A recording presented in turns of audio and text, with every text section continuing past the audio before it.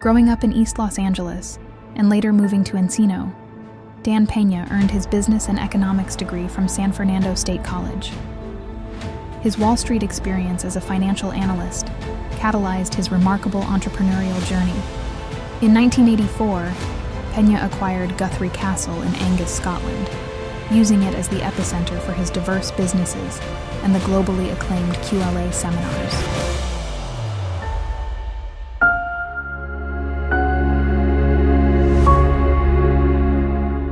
You know, this is a crazy thing for me because in January next year, it'll have been 10 years. Yeah, okay, I thought it was about 10. And for me, when I look back, this is a crazy thing, right? And you're going to laugh at this, no question. But I came here 10 years ago thinking I had achieved success. I remember you telling me. And I think I laughed. Exactly, you know, and that's the crazy thing. And I think that's probably a great question to kick things off, because I had a bit of an ego, because Scotland especially, being brought up here, it doesn't take much to stand out. And for me and my whole experience of coming here, and I remember I was standing here, you came through this door with Sally, and it was one of those moments where I felt your presence before I actually saw you, and it was like you could hear a pin drop in this room. Everybody just went silent. And then you come in, and I guess just at the beginning and its introduction for everyone, you just started literally, the first thing, if you remember rightly, you just took this big breath. And you says, I can smell the poverty in here. I said, I can smell the poverty and fear. Because now you've got to go out and perform. It's one thing being here on the grounds, and it's kind of like a Disneyland for adults. But now you've got to go out and do it. We had a guy 3 seminars ago, a fairly wealthy guy from Norway. He had retired, sold his business to a private equity firm for, 8 figures, 60, 70 million, something. And then he got a girlfriend who became his wife, who was 30 years his junior. 30. I'm only 18 years older than Sally. And so what happened was he thought he had plenty of money. But what he underestimated is that we had kids, okay? So about 4 or 5 years ago, he said, well, I'm now 70. And I'm not. If I live another 20 years, I'm going to run out of money in about 5 years. He says, because my wife's not going to stop. My kids will be at the age of going to school and all those things. And so he came here and he sat right back there in that corner during that group, during graduation, just after graduation ceremony, just after dinner. And he said, and I said, why don't you tell him what you told me on the one-on-one time earlier today? And he said, the reason why you can smell fear and you can see poverty is because most of the kids are poor. He says, as you well know, Mr. Peña, I'm not. But he says, now they have to go out and perform. And the kids are afraid that they can't perform. And we have, since you were here, we've got thousands and thousands of guys and gals and a few its that have performed big time. We have 56 billionaires now. 56. No Scots. Yet. Well, we've had a couple of Scots that have said that. But from your lips to God's ears.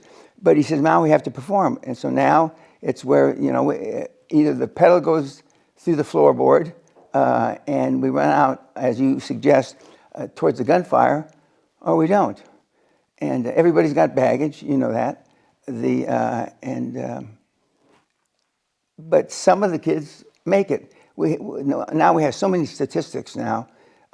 We have normally 2 stars in every group, and 4 people that got generational wealth without being a star. So basically, we have 6. We have a kid from Bavaria who came to the seminar 2 years ago, December. October, the regular seminar, hardcore December, who's created a 500 million Swiss franc empire in 2 years. In 2 years. He's made, must be 60, 65 acquisitions now. And he's Gabriel. We have a bunch of Gabriels. He's Gabriel 1. But getting back to your question, I mean, I still have energy because I'm getting towards the end of my runway. And I believe that I know in 18, 20 months I'm not going to be doing this anymore. And so that gives me a thrill. that I won't be doing it anymore. Yeah.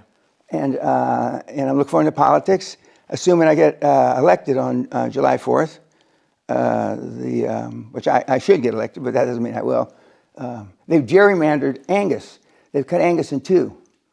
So all the work I've done the last 18 months for Angus, I did it in the South, what I call Southern Angus, which is not the constituency that I'm running in.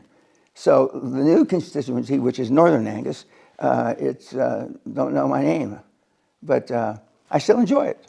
And since you were here, not being braggadocious, I've probably made 250 million pounds. Me. Not even trying. And this goes back to like my own experience of coming out of here, because having thought I'd achieved a lot, and the biggest impact for me spending those 7 days is to see that there's different levels to this game, and how you break things down and get you to realise all the things that you've got in your mind, your past, your history, your environment, your own limitations. Like if you continue to grab onto that, then it's never going to let you go forward.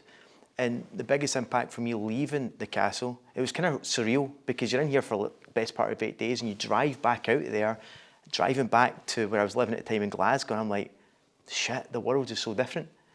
But I'm thinking very differently too. And in my mind, it's like, okay, well, I'm capable of so much more. I need to go out there and prove it and show it. And I guess that the challenges most people have is just the limiting beliefs that we tend to hold on to. Well, it's very rarely do we have role models that we can aspire to be. Another very successful, actually half of the couple's from Glasgow. She's from Glasgow and he's from Dundee, the Carlings. When they came here 6 years ago, about 2 years after the last time I talked to you, they came, and they had 8 employees, and they had turnover of about 900,000 pounds. As of last December, they had about 375 employees and turnover of 250 million pounds. And they have offices in Dundee, Dubai, Manchester, London, Atlanta, and someplace else in America. I can't think of that one. And they brought their 14-year-old son here 2 years ago. And I just did his podcast last week. He's 16 now. He's rolling up pubs. He's bought a few pubs already. When he turned 16, he stopped school at 16, which you can do. And we have a lot of teenagers now. We have a young girl in America, started at 13. She's rolling up what we would call flats here. But their parents are superstars. So, as Michael told me, the young 16-year-old, and he's been studying QLA since he's 7. He says, I don't know any difference. And he says, I'm not friends with any of the kids that he grew up with. Of course, now he lives in Dubai. As I said when you were here, we're the average of the 5 people we spend most of the time with. Normally that's a mom, maybe a dad, if he's around, maybe an older brother or sister, maybe one grandparent, and the guy next door. Now, what do those 5 people know anything about creating high-performance people? Nothing. And so, even with new math, if you remember the question I asked you, and I've asked every seminar for 31 years now, what's the highest performance thing that your grandparents ever did? What's the highest performance things your parents ever did? What's the highest performance things that your siblings ever did? And when it's 0, 0, and 0, even with new math, the chances of you creating more than 0 are against you. The chances are against you. And so, but what's made it easier now is the internet. I don't like Zoom and that kind of thing, but it has made it easier for the kids to perform because they have less time in front of the prospect. Okay? And remember, you only have 2 times to make a first impression. One, when you see what you look like, and the second one is when you open your mouth. And normally, most people put their big foot in their fucking mouth. And so, they're, the people, whoever you're trying to sell on an idea or a product or a service, are disillusioned. But things are roaring. I mean, I've cut back this year. I'm only giving half as many seminars and I'm traveling north. Of course, I was doing the political thing, but I still enjoy it. But more importantly, I enjoy living vicariously through the kids. You know, since you were here, the largest deal in recorded history, $500 billion, was done by one of my mentees, Dr. Klaus Kleinfeld, NEOM, the city of the future in Saudi Arabia. That's my deal, okay? And it's now gone from 500 billion to $1.5 trillion or $2 trillion, and it's created tens of thousands of jobs. But I still enjoy it. And I still enjoy seeing the success that I've created. But it's harder in Scotland. You're absolutely correct. There's no doubt about it. One of the things that you said to me in our one-to-one, and I never took this on board, and sometimes I wonder why, and it was, get yourself out of Scotland. Whether That's what it's I told her, London yeah. or somewhere else, get yourself out of Scotland. Correct. You can come back to Scotland and do good with your money if you choose to. But the idea of staying here and starting from scratch is hard. Yeah. And you started in the property business from Scotland. I don't know if it's harder in Glasgow or not harder in Glasgow, because I don't have much to do there. I remember when I was signing up for my visa to get a passport, there's a really rough area of Scotland, which I can't think of the name now, but we got there an hour, all the appointments were pushed back an hour, so we went to a cafe to get something to eat, and it was like a biker's haven. But you can do it here in Scotland. You can, it's just a little harder. Yeah. Hey, it's Paul here. I hope you're enjoying this episode as much as I did recording it. And if you're finding value in it and you want to see more content like this, then I've got a favour to ask.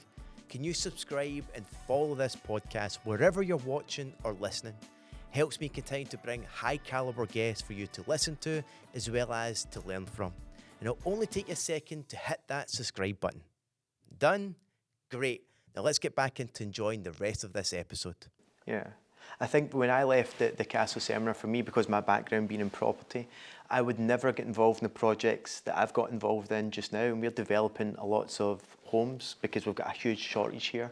And it's quite exciting, the projects I'm involved in. And one of the things I took from the whole QLA methodology is building your board of advisors. Mm-hmm. And that at the time for me was hard to grasp, I'll admit, because I'm like, who in the hell wants to work with me? You know, but then when you realise, when you start to put yourself out there, you start to attract the right people, you've got a concept and you've got a vision, and then people want to support and get behind it. And then when you get one person on board, then you get the next person, and before you know it, you end up having a great team around you that can allow you to do so much more. And that's what the QLA system is based on, building blocks, step by step. And by the time you get to the money portion, you've already approached accountants, lawyers, board members, etc. And so you get better at it. Some get super good at it, and some don't get super good at it. But it depends. But you know, it's not practice makes perfect. Perfect practice makes perfect. And the more that you give the presentations, etc., the better you do. And it's really quite simple. But the actual financial model of the thing of less equity and more commercial debt, and of course now we've moved to seller's finance. Seller's debt, because people are so scared shitless, they have no succession plan, was developed by Andrew Carnegie, who came from just 40, 50 miles down the road. And he had the right idea. He did it for a different reason. He didn't want his equity to be diluted, being the mean Scot that he was.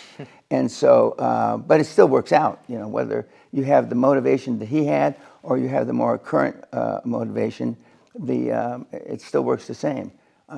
Our default, our backdrop, if we do everything wrong, it's commercial debt. And we still rarely use the private equity or even private investors for that matter. But it's working well. I mean, during Corona, our completion of deals was up 25%. Since Corona ended, our completion is up almost 50%. So we're doing roughly twice as many deals now that we did before COVID. The kids are, and they're knocking it for 6. They just are. It's quite remarkable. Now, because they don't know what it was like before Corona, and a lot of them don't know what it was like during Corona because they had a job at British Telecom or someplace, and they got a paycheck every 2 weeks. They're excited about it, but they're not as excited as they should be because they're really doing terrific in this economic environment. And we're doing deals. The only place we're not doing deals is Russia and Ukraine.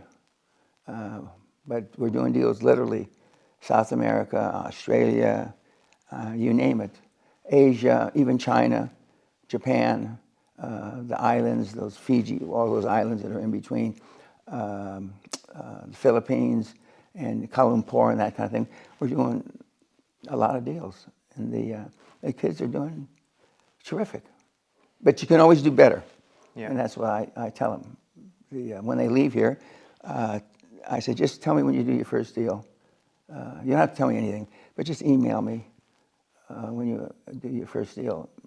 Not a week goes by, and some wait up until they've done their first year full of deals. But all these people, now you're a short millionaire from one deal. From one deal. By the time you do 3, 4, 5, you're a multimillionaire. And we're still having, as I said a few minutes ago, we still have teenagers that are doing deals, and they all think I look too young. Now, to me, they do look young, but I mean, after you came, we had the teenager phenom Josh Kim, 17 years old, and we've had a number of them. And it's the only game in town that I'm aware of that you don't need any money, but it isn't easy. It's hard. If you can't take rejection, and most people can't, and if you can't take self-deprecation, meaning making fun of yourself, because when you take 100 no's or 500 no's, or in some cases 5,000 no's, you better be able to joke to yourself, otherwise you're going to blow your fucking brains out. So before the whole QLA method existed, you had your own journey in business. Who was your mentors? I know about your father as well, in the sense of, his own background and had a big impact. Well, Dad was a superhero. I just didn't know it. We stood right under that Napoleon chandelier. I was on the left, he was on the right. I had my arm around him, and he looked up at the chandelier and said, "Dan," or what do you call me, Danny? "Just tell me it's not drugs. I mean, how I made all this money." And I looked down at him and I said, "No, Dad, it's kind of like drugs. It's oil and gas. It's addictive." And contrary to what people talk about, electric cars and that kind of crap, I could spend a month talking about that. But he was a role model. I didn't know it, and all his mates were superheroes from the Second World War and Korean War. And he beat me like a stepchild, even though I wasn't a stepchild. And he just was hard as shit. And I deserved every beating I got. They called me a hellion. I don't know if that's a word anymore. A hellion means I was a cross between the devil and some other monster, because I got in a lot of trouble, a lot of trouble. And who else tries to kill their teacher in grade school like I did? I mean, you can't find, and I'm not suggesting this to anybody that's listening, but those kind of kids are hard to find, especially now. Sally and I donate, the last 6, 7 years, we're giving all our money away. And it's harder to give away money than make it. It's harder to give away money than make it. And so one of the schools that we were giving money to is the grammar school I went to, where I tried to kill my teacher. The only other person that of note that went to that grammar school was Marilyn Monroe. She was 19 years ahead of me, but she went to that school and I went to school, and so we funded them the last several years. And they're celebrating their 100th anniversary next year, which they're planning a big deal. The school's been around 100 years. It's right in the hood, right in the barrio where I came from. And I'm giving money back to the high school that I went to. We just had my 60th-year high school reunion. And when you look back, I don't know if they have reunions up here, but Sally's never gotten an invitation to any of the schools she went to a reunion. But when you look back and you see your contemporaries, and nothing against my classmates, the they look like my father and mother. The difference in looks and energy. That's the difference. The cutie pies that I used to go out with now are little short, fat grandmothers, or even great-grandmothers in some cases. But the only other super success, we had one guy play professional football, American football, is a guy that they made fun of. He married a billionairess when he was about 10 years out of high school. I said, congratulations. God bless you. Well, he finally came to a reunion. I've never seen him at a reunion. And he brought his wife. Other than him and me, I wish Sally was a billionaire too. I would just stay in bed. I wouldn't get up in the morning. But and a lot of the people they talked about, I even said during the seminar many times, when you're on your deathbed, you're about to cash it in. What are the things you talk about or dream about or think about? The things you didn't do, not the things you did do. And a number of the classmates were talking about, I should have gone to law school. I should have gone this. I should have stayed in the military. I should have done this.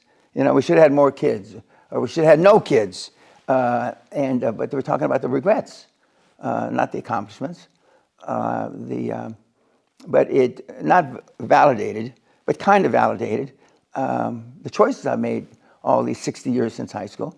And when they asked, do you want to, and then I got up and spoke in front of the class. I was the only one that did. And they asked, do you want to have a 70-year reunion? Nobody said yes. This was enough. And before, we used to have 3-day reunions. In fact, our 20-year reunion was on the Queen Mary, the boat. Then we had 2-day reunions. Then we had the night before reunion and then brunch the next day. Now we have lunch. We only come for lunch. All the old people staggering for a lunch.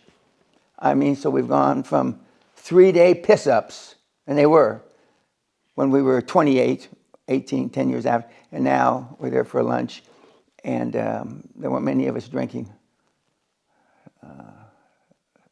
Sally and I weren't the only ones drinking, but we were virtually the only ones drinking. Yeah.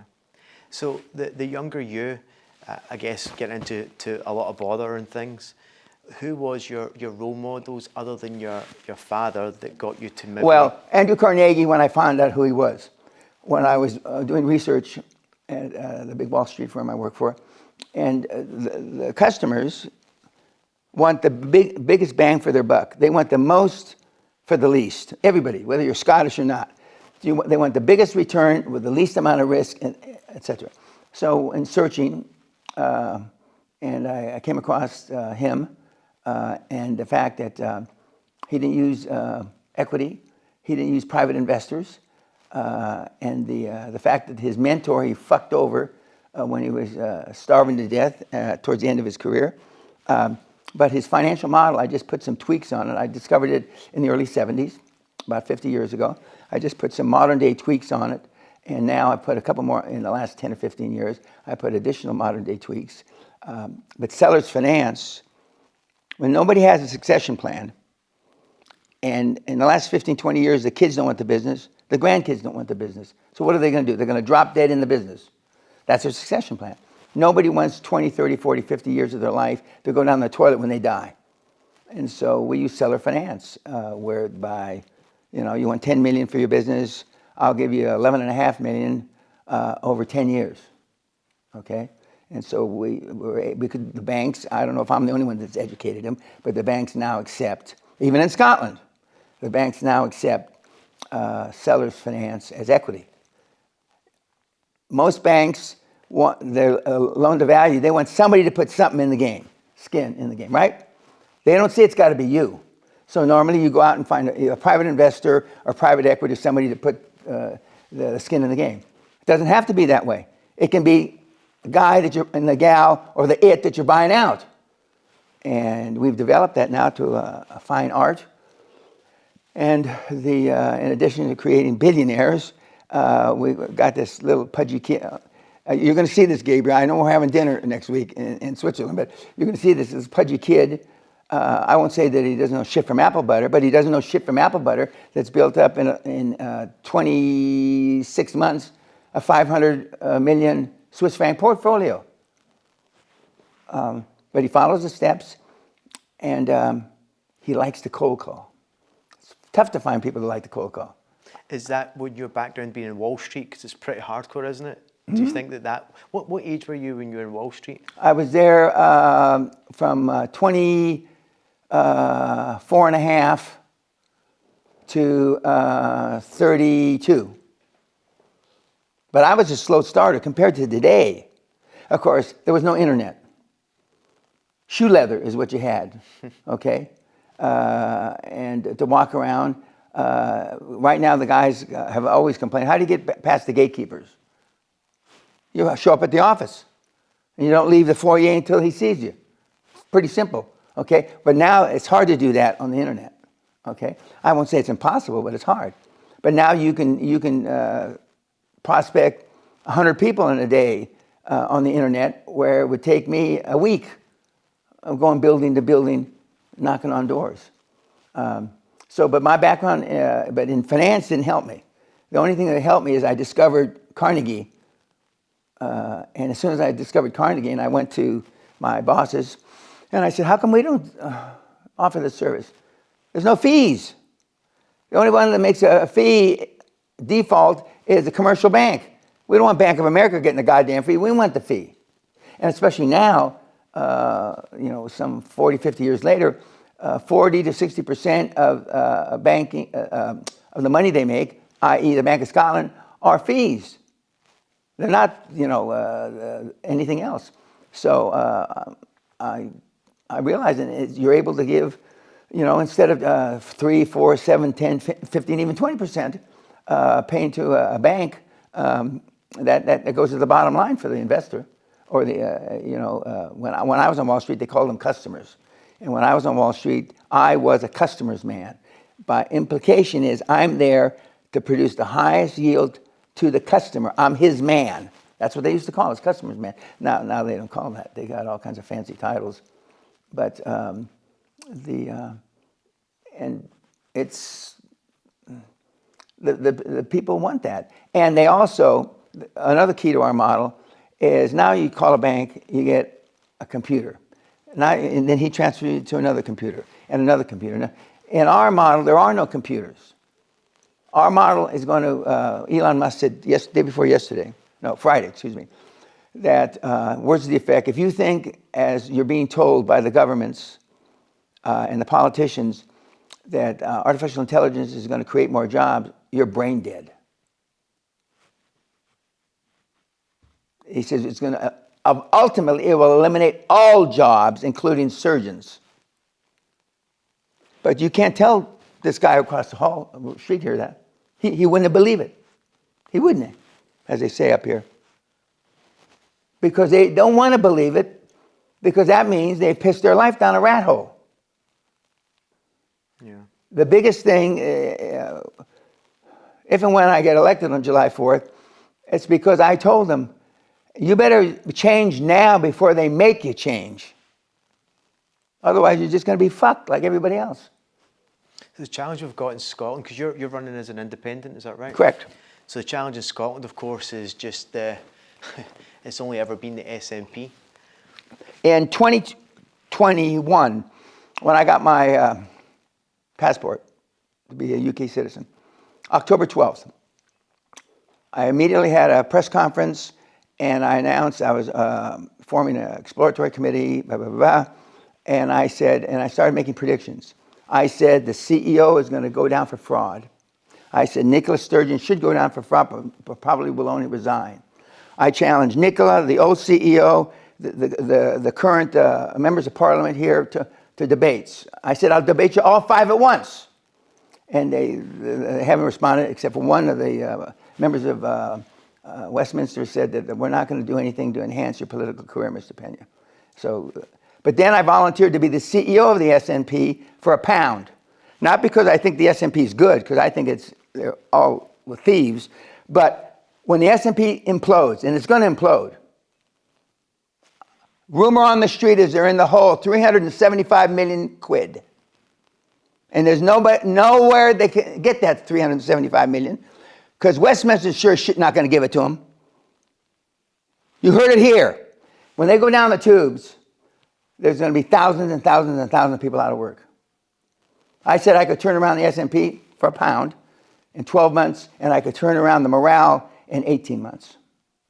I got a nice letter from the then head of the committee to hire a new CEO.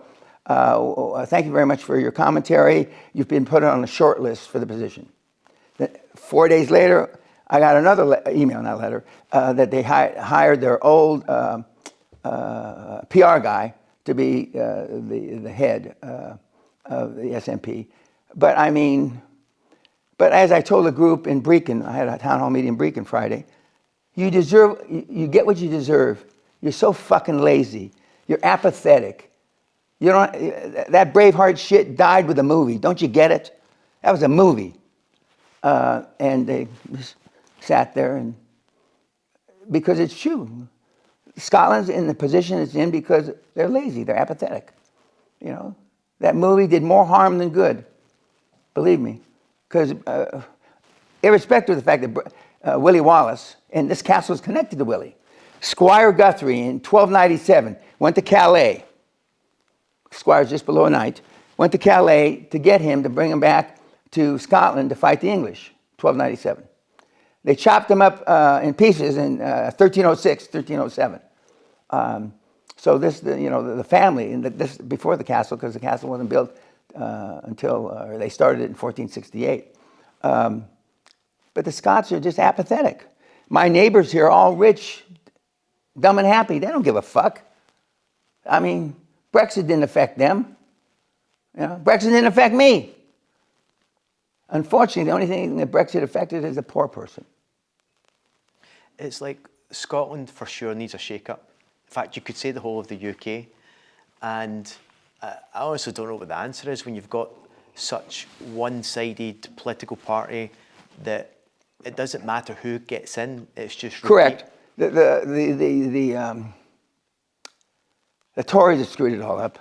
They deserve to get tossed out. I hope that the SNP guys here don't decide, well, the Tories are not much better than we are. We're going to stay where we are. But Sir Keir Starmer said it right when he said that Rwanda is a scam. Sally and I started a charity in Rwanda. We know you can't walk from here to here without being asked for 5 bribes. We started a charity, it's online, charity for little kids. Why they pick Rwanda? Anyway, stupidity. But there are other things they can do. So I said I would bring £1 billion to Angus. I get asked at every town hall meeting. I've had 4 now. And on my website, the political website, I get asked. It's simple. You go to all the big corporations in Europe, and we're never going to get back in the EU, and that's a pipe dream. You go to all because they have been given budgetary constraints between now and December this calendar year. You got to get out of this, you got to get out of this, you got to sell this, you got to sell this. You go to them because they have excess budgets and excess assets they have to get rid of. Why not Angus? Of course, then I'd have to somehow cajole the local councils, which are inherently, I don't know if they're as corrupt as everybody says they are, but they certainly don't have the best interests of the people here in Angus. And I'm told virtually all the councils are that way. But 25 years ago, they closed down the Aberdeen Council, as I understand it, and a few went to jail for corruption. That's what we need again, a shakeup. But too many people are afraid. The audiences are afraid because, many of the jobs here in Angus are directly or indirectly related to the councils. It's maybe more of the status quo, isn't it? People have just settled. They're just happy as it is. They're lazy. Yeah, I couldn't agree more. And it's disappointing because Scotland could be something Well, since special. they invented a bunch of things, up until about the war, World War II, the Korean War, radar and all kinds of things they came up with. And now they come up with nothing. When I came here, there was 5.3 million people in Scotland. Today, there's 5.4 million people here in Scotland, 40 years later. Vis-a-vis growth in people, Scotland, is in the bottom of the list of the EU. We're not in the EU, but we're in the bottom of the list. So Rishi Sunak just came out just a couple of days ago saying if he continues to stay in as the Prime Minister, he talks about having mandatory national service. Oh yeah, I heard that, yeah. What's your thoughts on that? Well, if I thought it was going to help, well, it's not really mandatory, because there's 3 different categories as I understand it. You don't have to go in the army. You don't have to, one of them, you don't have to attend meetings like once a month. But if it was military service, I'd say yes, because the young kids today are wandering. The kids, he says from 18, I do it from 16. The young kids today don't have a clue what's going on. It's not any different in the United States. If you ask a high school senior, which is about the equivalent age of 18, who was the first president of the United States, they don't know. They don't know it was George Washington. They don't know who freed the slaves, Abraham Lincoln. They don't know any of that. And the education here is not much different. One of the reasons I moved here 40 years ago, because 40 years ago, Scotland was at the top of the education chart. Smart, canny, witty, savvy. Those are words that they used to describe the kids. Now, they don't describe them as that at all.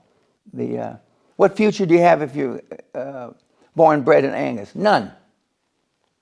All the universities, well, I only spoke in one university in Scotland, University of Edinburgh. I spoke to the law school. Smart kids. And if you had one bit of advice at the end, they asked me one bit of advice to give to the kids, I said, as soon as you have your license to steal, leave. Leave. So the dean of the school didn't think much of my comment. I haven't been asked back twice. I've only been asked back twice at one school that I've spoke at.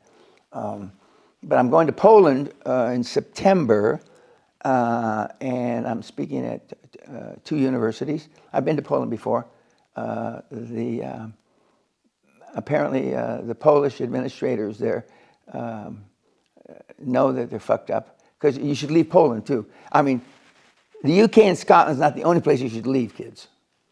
I mean, depending on what story you want to believe about Andrew Carnegie, either was 7 or 12.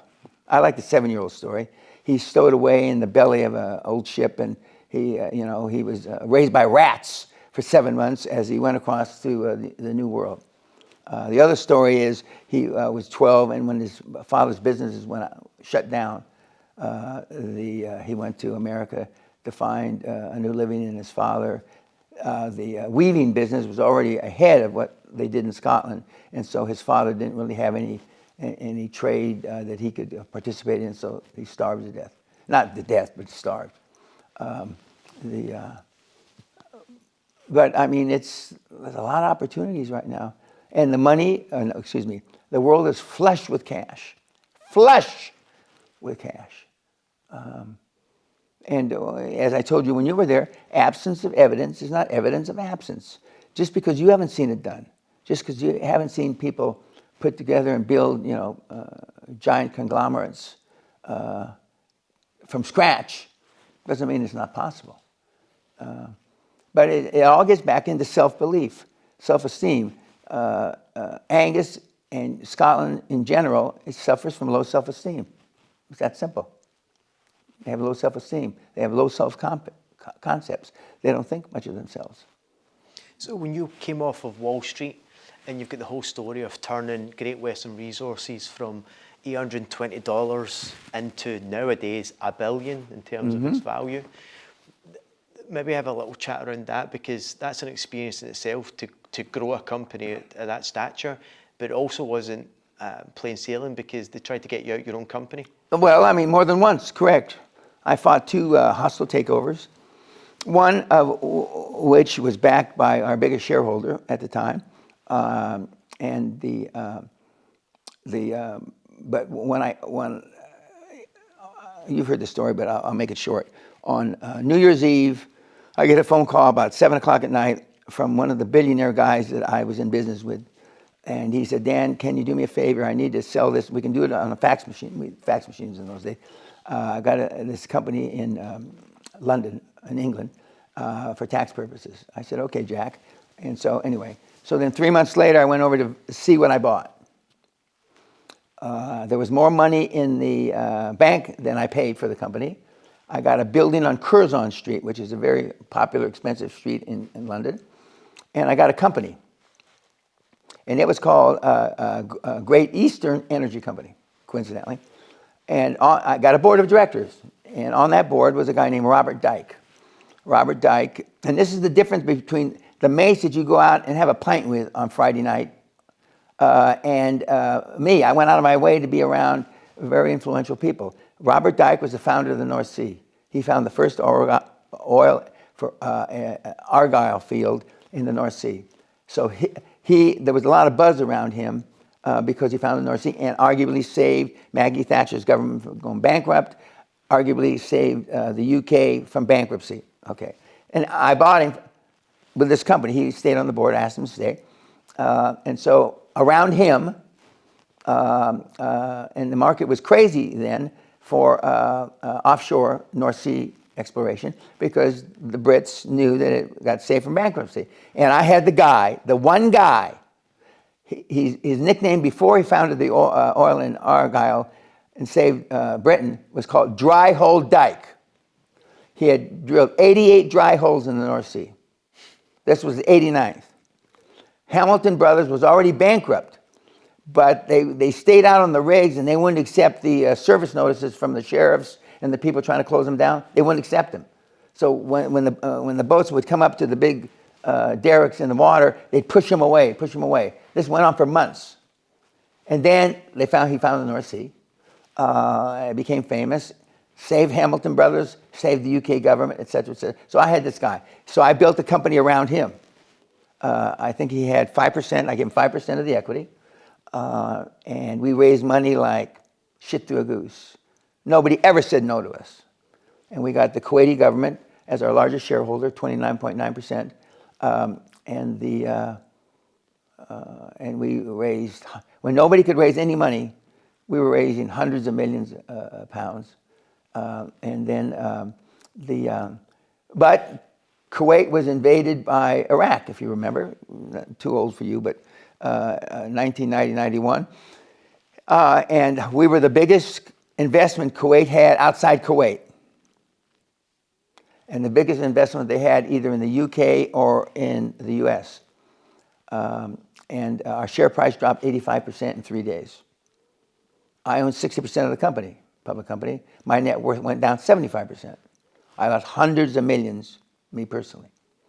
And then I got thrown out because somebody's got to be accountable for losing 85% of the company's value on paper. We didn't lose any of our assets. And that was January 1992. But they had tried twice before that, other people, because they considered us to be undervalued. They tried to force me out. And I remember looking at a check for 85 million pounds they put on my desk. You can leave with honor today. Now, there's a lot of things I'd like to have back. That's one of them. I should have taken that check, and run like a thief in the night, but I didn't. Pride cost me all that money because I knew we were undervalued by about 60 or 70%. So when I looked at that 85 million pounds, as lucrative as it looked to me, and that's when the pound was $3 or $4 to the pound, I said, no, you put a check on there for 280 million, I'll take it under consideration. Well, they didn't put another check on. And then soon thereafter, we got invaded. Now, did they know Kuwait was going to be invaded by Iraq? I don't know. Maybe. But that's hindsight. Hindsight's always 20/20. So I built a company. We had thousands of employees. We were operational in South America, the United States, the North Sea, and we were in refining, marketing, distribution, drilling, construction pipeline. all aspects from A to Z in the oil industry except for retail distribution through petrol stations.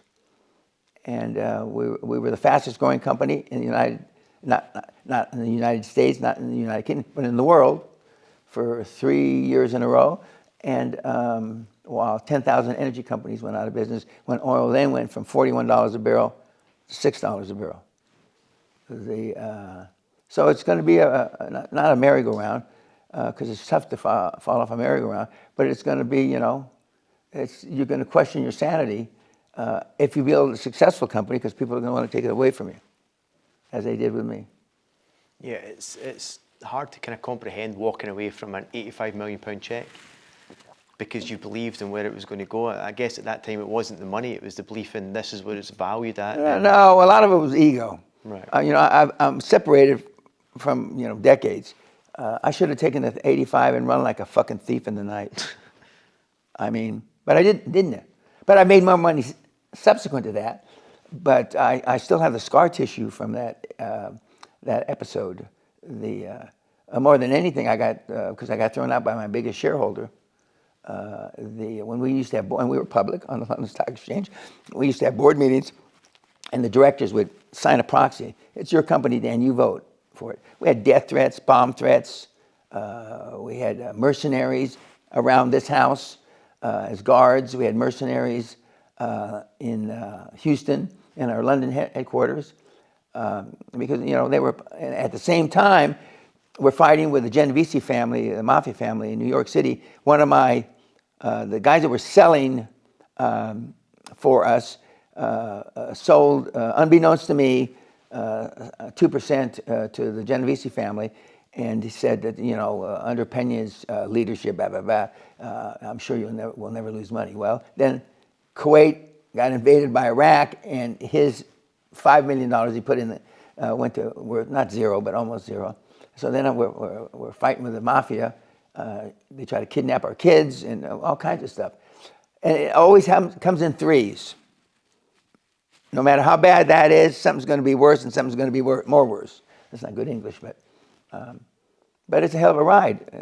It was a hell of a ride. I made a lot of money. I'm not crying. Nobody cried for me because instead of having 300 million, I only had 50 million. And then we had a lot of stock, and the stock went back up after I got thrown out. So, but it's quite a ride. But you got to be up for it. If right now we have kids come through here as yourself, because I remember when you were fighting, not for a visa for you, but something like that. Yeah. Okay. Right, yeah. And she's supportive. I said, I heard that shit before. Okay. And where's she from? Fuck, she's not supportive. She's not supportive. She's another Latina pendeja. I remember saying. Because normally the family's not supportive. They're supportive when you're making a lot of fucking money. Yeah, no, I remember you saying it a lot, and I'm very fortunate because, it's for me and where I'm at, my whole background and having Alexa by my side as well. We've been married 10 years now, our 10-year anniversary just recently, so still going strong. And the question I've got, because I've got 3 young girls, 7, 6 and 3. 7, 6 and 3. You've got kids as well, which 2 boys. 30, 37, 40, and 41. So I'm sure I've heard you talk about this before and this is me asking myself, because my girls are never going to have the same life that I had growing up. It's going to be very different from them. They have private school, they get, they're in a wonderful home. They've got everything you could possibly imagine. But at the same time, you don't want to fuck them up. You don't want to get to a situation where they become entitled. And we're doing the best that we can possibly do to make sure. But what's your thoughts in parenting and making sure that you can still give them what you want to give them, but not mess up? Well, self-esteem is built the first 7 or 8 years. And the oldest one is kind of, if she's immature, that's good. If she's very mature, then you're not going to have much impact on her. The other 2 little ones, you can still mold.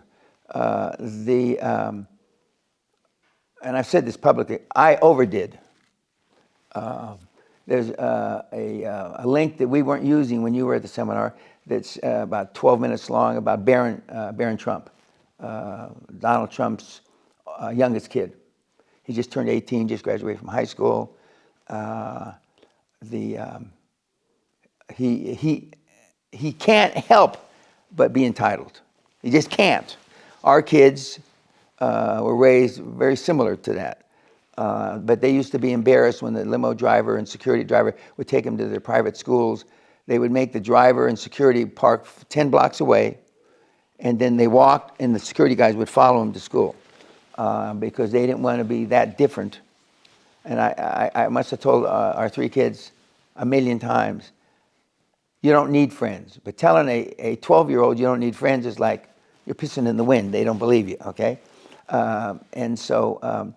But they should all get jobs as soon as they can legally, okay? Our kids all work before the legal age, which is maybe one of the only settling factors to their lives. Our kids, the guy lived across the street from us. When Kelly turned 16, you can drive at 16. I said, I'll buy you whatever car you want, which I shouldn't have said that, but she picked the car most gas efficient, et cetera. So I got lucked out. But her girlfriend across the street got a jet plane for her 16th birthday and could fly by herself by the time she was 17. Some of the trips they went on, I look, who's going? Who are the chaperones? Oftentimes the chaperones were worse than the kids. You can't go.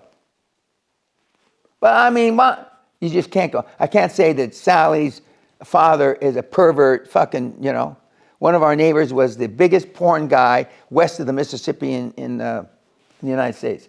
He sold more porn stuff. Now, nobody knew that, but 2 or 3 guys where we lived. And I tell my daughter that. And I ruined the guy's life. He looked like a little gym guy, but I knew that he was the biggest porn guy west of the Mississippi. So you have to be careful what you let the kids go to. And now on the internet, and I don't know what's on. I think I know what's on the black internet, but they have access to information now that is all bad, not partially bad, not some bad, but 100% bad. Some of my more successful mentees, the kids don't get cell phones until they're at some age. They don't get access or to do things until they're at a certain age. I didn't do it that way, so I don't know if that works or not. But one of those kids, 2 daughters, 13 and 17, the 17-year-old started doing a property roll-up when she was 13. Some of the kids, some of the more successful mentees have Sunday after church, lunch, and then 2 hours a dumbed-down QLA for Dummies, which has been written since you were here, for the kids. And the kids visually look like they're superstars. Good athletics, good grades, good this, yes sir, no sir, blah, blah, blah. And that's very against the woke system now. I mean, everybody's the same. Well, everybody's not the goddamn same. That's bullshit. If you believe that, you're gonna turn out not too well in life. And if you have kids, those kids aren't going to turn out too well in life. But I'm now training the second generation kids, like the Carlene's 14-year-old son who's now 16. We have a German kid. His significant other, his 1, 2, 3 brothers, his baby sister, he's put through the system. And he says, I don't want to be the only rich one because I'm not going to give him any money. And by definition, and he's rich already, by definition, they think that I should give to them, and I'm not going to do that. I'm going to give them the same opportunity I gave myself by attending the thing. And so he's had his baby sister, she's not a baby now. She's not 16 anymore. She's maybe 19. She still looks 15, but anyway, and his brother that was a policeman that we thought would have the hardest time flipping are 2 of the biggest successes I've had in the last 5 or 10 years. But the more you surround yourself with high-performance people, one of the things that I was asked for an interview that's coming out later on this year is, what do I attribute my success to at my stage in life? And I said a couple of things. Number one, the countless 100 to 120-hour work weeks that I did as a base, my base. and the 50 to 60 hour work weeks, I don't call it work. You know, the 50, 60 hours I put in now is not work for me, okay? And the fact that I have so many high performance kids that, you know, when they have a problem, they only call me when the ship is already half sunk, but having a problem and me helping them with their boards, because the first question I ask, what does your board say? Okay, and normally they're too embarrassed. Even guys rich, they're too embarrassed to ask the board because they made a critical mistake 4 years ago or 3 years ago. Or people still make their brothers, cousins, uncles, etc. Part of their dream team, which is a mistake. They heard a story from one of the kids on a webinar a few weeks ago. In his 10, 12 years, he came to the seminar in October 2010. And he's made about €500,000. And he named, what's the biggest mistake you ever made? And he said, but he picked his uncle and 2 cousins to be like managing director, one after another after another. Now that's a recipe for disaster, okay?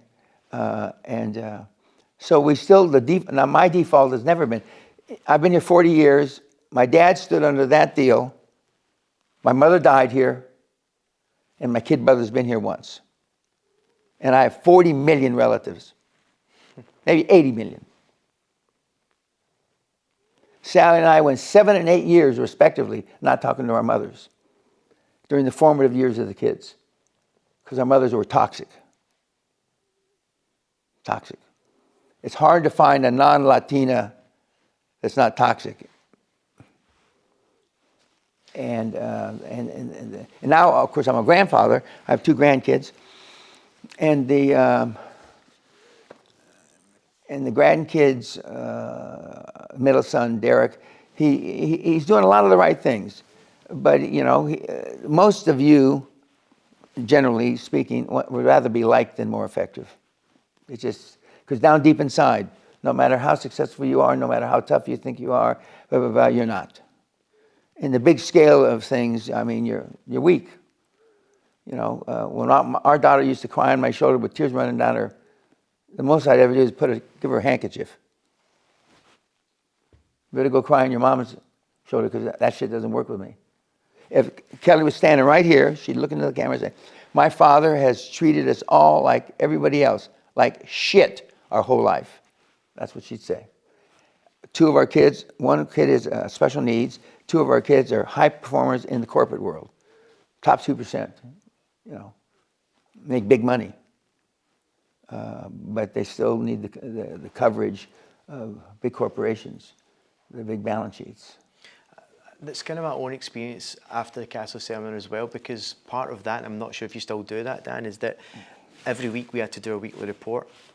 I don't do that anymore, but anyway, yeah. But that was as much as you probably get frustrated with so many of my own weekly reports, but it gave me a sense of discipline that I never had before. We give them but the report's for you.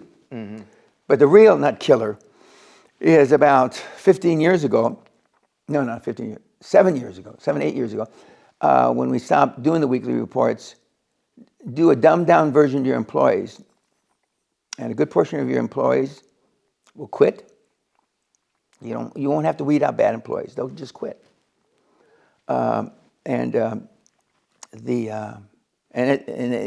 It's worked exactly like that. Because most employees that aren't any good know they're not any good. But the little groups that they form are on the coffee machine or the water cooler, like they used to say in the old days, they're all no good either as well. So all they're getting is reinforcement and validation for their poor work habits. You remember, I tell this story, which is true, at Great Western Resources, when we were the fastest growing company on the planet, we had not one employee put in for overtime for 5 years, not one. And they all worked big time overtime. And if you wanted to put in for overtime, the other employees, I don't know about beating you up, but they certainly verbally beat you up. And that's why our numbers went like this, and we were, we got a lot of accolades, and we got, but we always paid 40% over the going rate. Even today, We pay people 13 months, and they only work 12.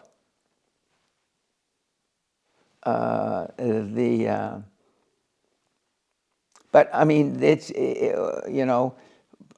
instead of the EU, we're not part of the EU. EU wants 25 or 28-hour work weeks.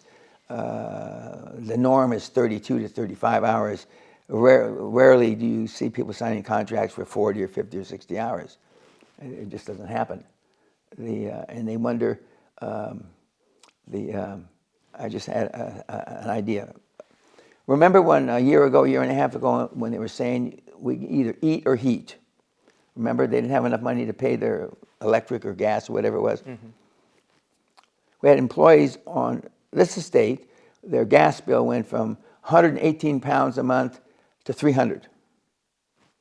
Okay? And obviously, now, and because we pay bonuses and stuff like that, they could absorb it. When you're a retired person, you can't. Okay? But what the government didn't do is, at the castle, we went into the futures market and we hedged our gas bill for 3 years. So we paid 6% to make sure the gas never varied more than 6%. It cost us 6% to do that. The UK government, the S&P government could have done that, but they didn't. Why didn't they? Because either out of stupidity, there's not a person in government up here, Tory, S&P, Green, whatever, that knows a goddamn thing about anything. They're all, melon heads, and they were penny wise and pound foolish. They didn't pay the 6% to save heating bills going up 48%. And you got nobody to blame but the government. But I'm the only one that's saying that. Even the Tories don't say it against the S&P. Green don't say it against the S&P. They've got people that are just not bright. It's fine to be a butcher or an architect, ironmonger, but what do they know about running a country or a county? They don't know a goddamn thing. And we see more and more of it. And getting back to your kids, though, you can't give them everything they want. You just can't, even when you can afford it. We used to, when we fly private planes, I had private planes, the kids, notwithstanding our neighbors had private planes, notwithstanding our daughter's friend across the street had her own plane, they thought that they were being pushed out of the circle of friendship if they showed, just how wealthy we were. And they loathed being known as the castle kids. They loathed it. They didn't like to be differentiated that way. Although they never went to school, they wouldn't know poverty if it bit them in the arse. So, I've got a couple of Peña-isms. Okay. Nobody's done shit with their life. That's correct. Almost nobody should say. But I mean, if you want, you can say nobody if you want to take into consideration what your potential is. Man's greatest burden is unfulfilled potential. And one of the reasons I still work relatively hard is because there were 2, 3 or 4 year periods in my life that I took my foot off the gas. And I know what I could have accomplished during those times, and I didn't. So that keeps me driving. Plus the fact is it keeps me relatively young, as I was telling you as I walked in, I was looking at my bloods. I take my bloods every 3 or 4 months. I've been scanned for everything that you can be scanned for. And I don't know anybody that's my age that's as fit as I am. So, I mean, something I'm doing is working. I took for granted. Women in my family lived to the high 90s, early 100s. The men lived to the low to mid 90s. Okay, just without doing shit, smoking, drinking, beating their body up, and so the doctors say, unless I get shot by somebody or I get hit by a car, I should live till I'm 120, minimum.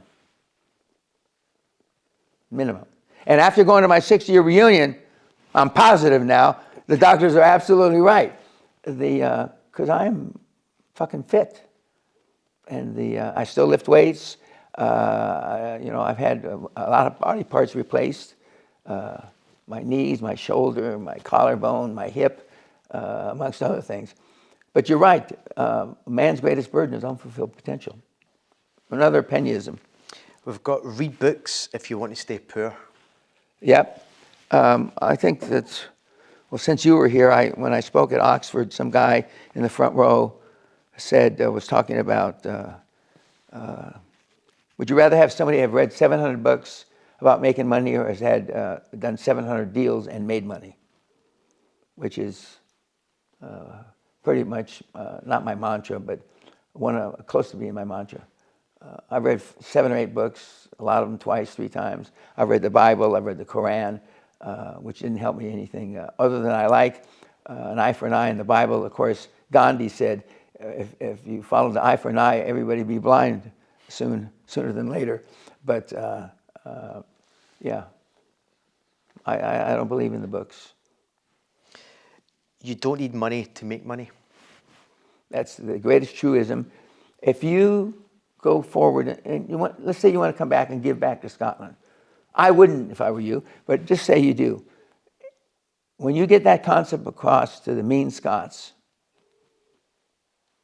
there's so much innate, unfulfilled potential up here. It's screaming and crying for somebody, to take leadership.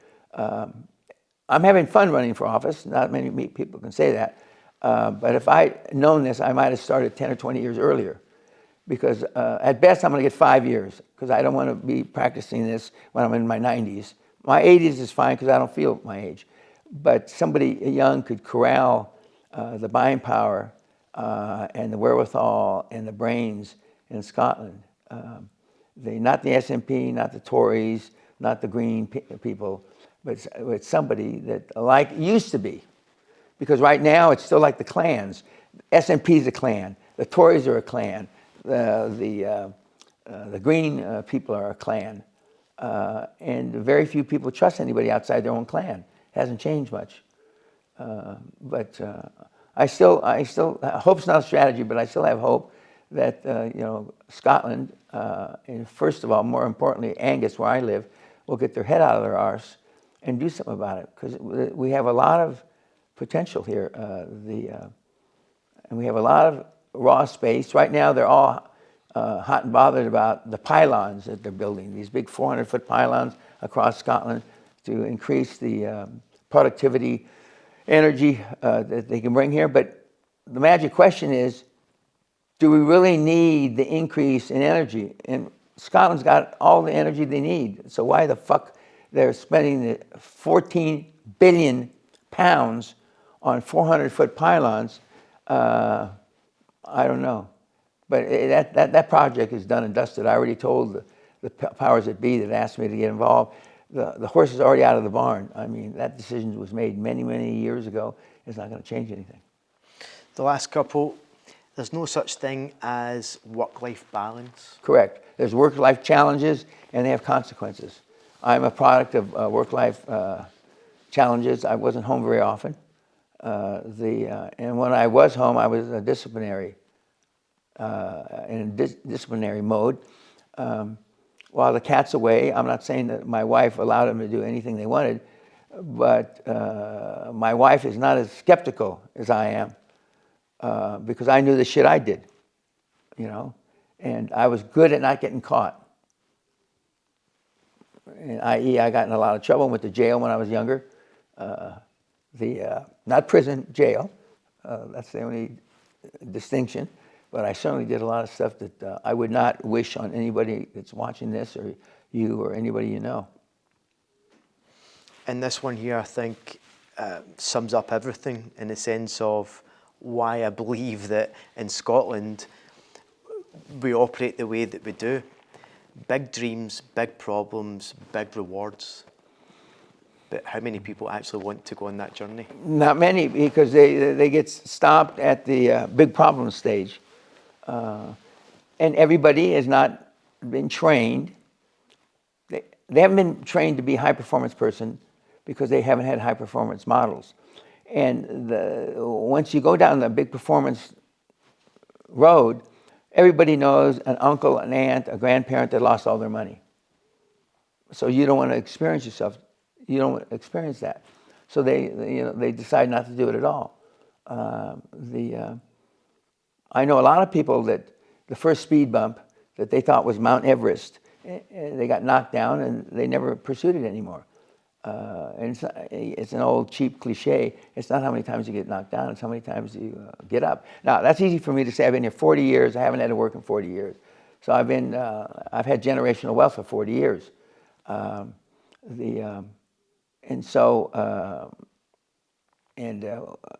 all in cash. We've been all in cash. We sold all our investments off, all our properties, a couple of which I kept. We had a couple of penthouses that were super, but anyway, they're gone now. And all we have is cash. So it's easy for me to say that, you shouldn't do this or you shouldn't do that. But the future of the world is healthcare, not property, not trading and derivatives. When I started in this business, healthcare worldwide was growing at 3% a year. The year we just ended, it grew at 27% a year. And by 2030, it's going to be growing at 30% a year. We're all living longer. If you were born today, or this year so far, your life expectancy is 99. When I was born, it was 55. When my kids were born, it was 67 or 68. And the world's not as poor as everybody says, and everybody wants to spend money, and even if you're healthy, to look better. Wellness.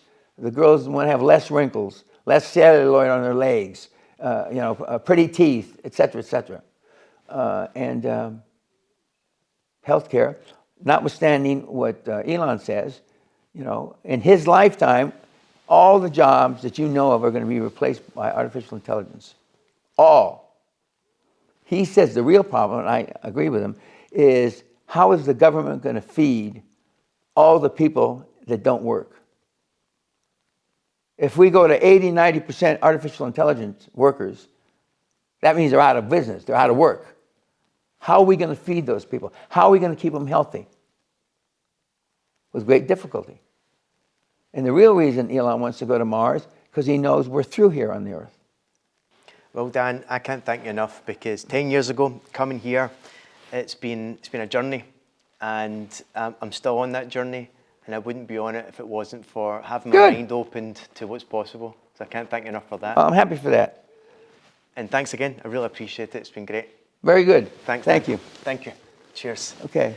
Good stuff. Thank you, guys. Brilliant. Hey, it's Paul here. If you've enjoyed this episode, I'd love to hear from you. So drop me a comment below and let me know what you took from it. And if you want more content like this, then be sure to subscribe or follow this podcast so we can keep on delivering great content for you, because it really does help me out a lot. So until next time, all the best. Bye for now.